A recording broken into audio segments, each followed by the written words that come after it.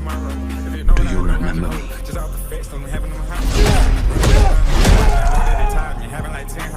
She needs a presidential just to be presidential. I'm out of buy some dentures, make the whole eat me for dinner. Pain, all in my eyes. That right there that you just saw is a movie called Monkey Man, directed by Dev Patel and executive produced by Jordan Peele.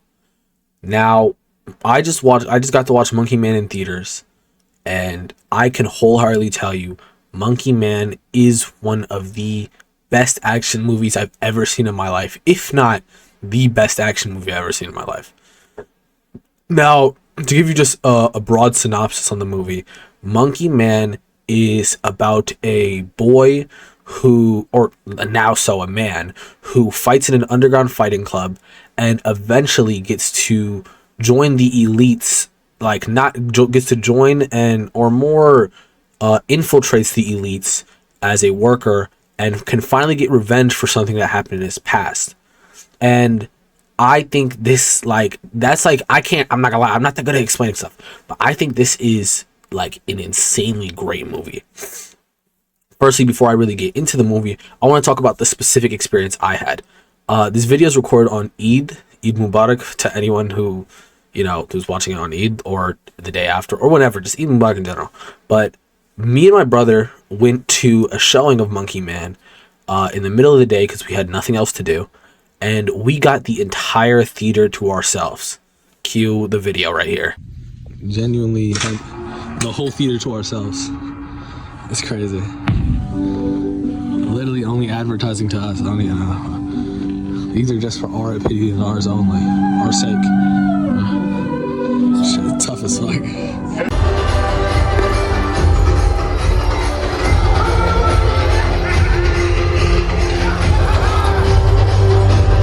Now, having the theater to ourselves was already just great. We got to just have that experience to having it by ourselves. We were making jokes like, I rented this out. You feel me? This theater's all me, right? Firstly, hold on. Let's just appreciate this fit real quick.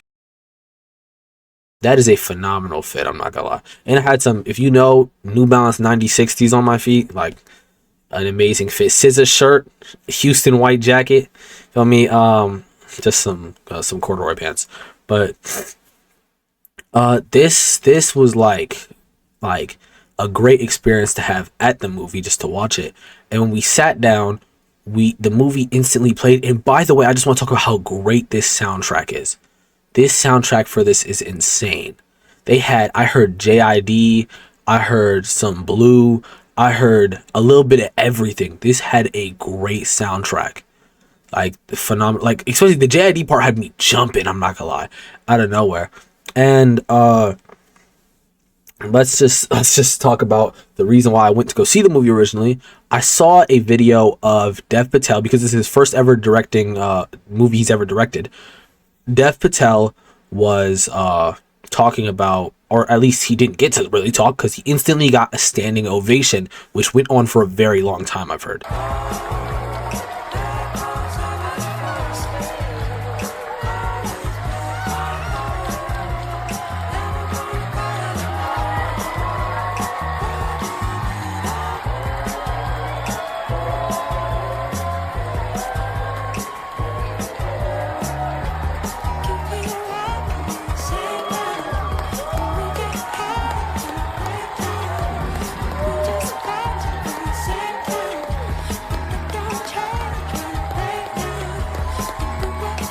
Now, as you can see from that standing ovation, they thought the movie was good, which made me feel like I had to see it. And as I went to go see it, I saw all these minor edits, just a monkey mask, things like that, and it got me a little bit more hyped, like the edit that you saw on the top, right? And so Dev Patel specifically, when he said that this was an amazing project, I assumed that's what every director would say. But this gave me the feeling of when the executive producer Jordan Peele dropped Get Out. Everyone was like, Jordan Peele's dropping a movie. Get Out was such an insanely good movie. Like, you don't understand how great that was. I mean, you probably do understand if you watch the movie. And talk specifically about Monkey Man. It has a great revenge plot in which, by the way, if you have not watched Monkey Man, which I highly recommend you do, if you have not watched Monkey Man, I recommend you click off this video because I'm going to start with instant spoilers, okay? So Dev Patel shows Dev Patel, the main character, by the way, he plays the main character. His backstory, in which this corrupt cop and or the police chief basically murders his mother, like in cold blood, in a brutal fashion, by the way, in which he first attempts to sexually assault her, which and then when she says no and cuts his ear, then that, which is a marker that you'll remember, even though just remember that. When she cuts his ear, he proceeds to beat her to death with a belt. Beating someone to death with a belt, let's talk about how hard that is to do. He beats her to death with a belt, and then I can't really show most of the scenes because they're gruesome, but he beats her to death with the belt, and then she burns the whole house alive. He puts his hands down on her to try to like resuscitate her, and she's already dead, but that's how he gets these burns on his hand. Later, he goes and one of the elites, this one leader woman, he knows that if he gets to her, he can become one of the elites. So he goes in her bag, he gets someone to steal out of her bag. This is where you hear JID. The whole slums of the thing are all like, they're handing it off. It goes, Rum 151 is the song.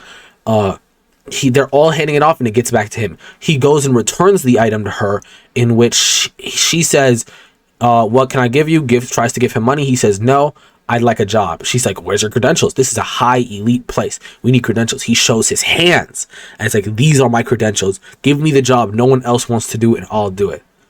She listens to that and puts him on a waiter job. It's not just a waiter job. He then meets her right-hand man, he tells him, whispers in the right-hand man's ear, bet on this guy at this place and you'll make a bunch of money. Remember, he's an underground fighter. He loses his fight on purpose and then the other guy makes money, which then what does he want in return? A promotion. So now he has higher access. In this higher access, he bumps into a man with a slit ear. He knows it's the dude who killed his mom. He instantly tries to kill him in one of the greatest fighting scenes I've ever seen. I can't show you any scenes from it because that's definitely just stealing from the movie, and as the movie's still in theaters, that'll definitely get this video taken down. But then as he does this, he fails and he fully gets away. And he tries to get away. And as he's trying to get away, he ends up inside a brothel. When he gets inside the brothel, genuinely there's this crazy guy with an axe who's trying to kill him. And this is some of the most brutal stuff I've ever seen. The guy's swinging, missing. He swings and accidentally chops into another guy's neck, watches him drop. You see him cut down this. Our main character is very injured from the previous fight. He jumps in, bites his nose off. We watch him bite the nose off. And then the guy's going crazy. He goes, he breaks into the guy's jaw, stabs all around, ends up killing the guy. And then he fully runs off, but he gets sniped. Ugh. Okay? I'm not trying to explain the entire movie to you. So we're going to sim past where he has his whole redemption moment, and he gets put with this group, or at least saved by this group of transgender people, which during this whole thing, there's the group of transgender people are being like attacked and everything, but the police don't mess with them because they think they're weird and or repugnant people. And so then after he has his whole training montage, he goes back, in which I'll show you a quick photo from the theater, just a quick little photo of him with his bleached monkey mask on now. In a sense of, there's the story of this monkey named Hanuman, who fully loses his powers at the beginning of the movie. He loses all his abilities, and when he comes back, he is a white monkey now. When he gets all his powers, he's a white monkey. And so this is like the redemption. He comes back as Hanuman, and then he goes and he has this whole amazing, beautiful fight scene, brutal gore, everything. And this whole time, there's such calming music in the background, which was astonishing to me, as you don't really see that. Like, you've seen John Wick, you hear this. He didn't have that at all. At all. He was chilling. And then after he kills everyone in the room, 50 people come in. He's not winning that. All of his transgender friends from earlier come in and not only do they save him, they do it in fashion. And then the woman who hired him comes up trying to shoot at him, but she gets killed instead. And he takes her finger and goes up to the top room, where we get to see him 1v1 the nigga who cut the ear. And when he gets this 1v1 off, it is great. There's mirrors swinging that are like showing everything going on. They're like, get up. The nigga's saying, get up, which I love the main, because he's one, if not, he's like the main villain to the main character, not the main villain of the whole thing. He is such like well done because he has no idea who the main character is. He knows his own actions and knows the repulsive things he's done, so he knows revenge. He knows exactly. When he hears the main character say that he messed with his mom, he calls his mom a whore. He does all this. He is what I would epitomize as a villain, because there is nothing good about him. There's no good quality you could possibly think of. He is just there to do, and do. And he will just continue it, even though, and somehow he's an insane fighter. He blocks a firework with his fist. He blocks a firework with his fist. I don't even know what to say. He blocks a firework with his fist.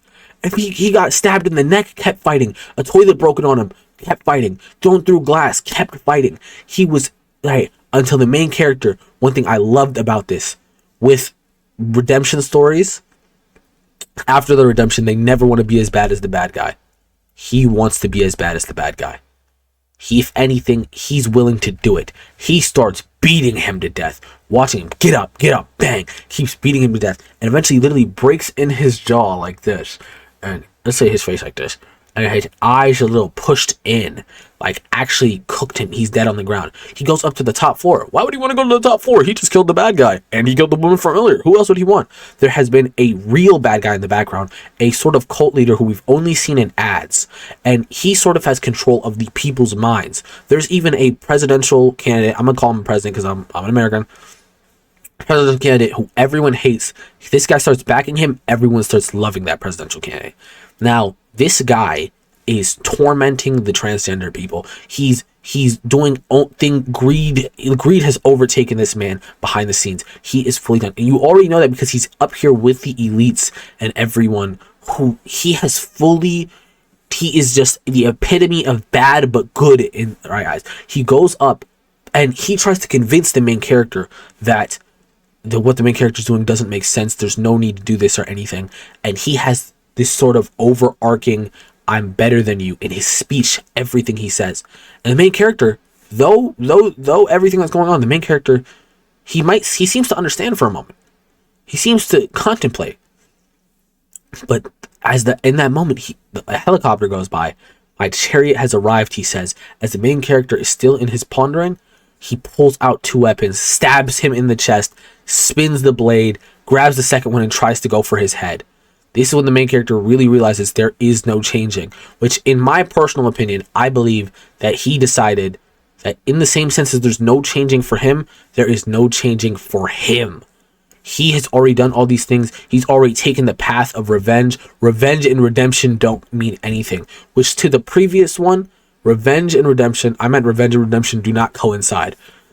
His previous form of redemption was not redemption. It was but to further his revenge. And in a stunning fashion, as he goes on to kill this guy, and he turns, the wound is still, well, the wound's deep. He turns, we see his eyes daze, and he falls to the ground, and he dies. And I was stunned. This movie was insane. I was in that theater by myself, and shit, I gave him a standing ovation. It was beautiful.